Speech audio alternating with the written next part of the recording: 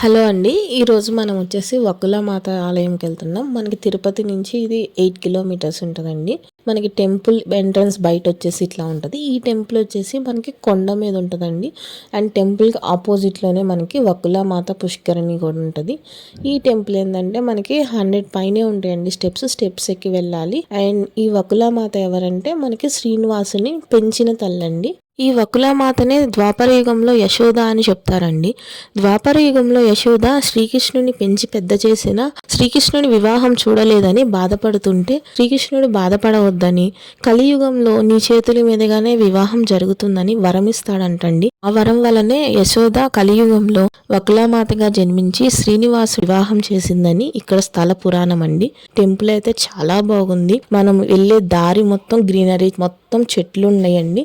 మనం స్టెప్స్ ఎక్కిన తర్వాత ఇట్లా ఉంటుందండి వ్యూ.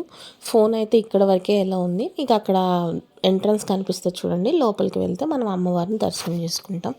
మా దర్శనం అయితే ఫాస్ట్గానే అయిపోయిందండి. జనం ఎక్కువ లేరు. సో ఒక 5 minutesలో వచ్చేసాము. అండ్ పైనుంచి వ్యూ పాయింట్ కూడా చాలా బాగుంది.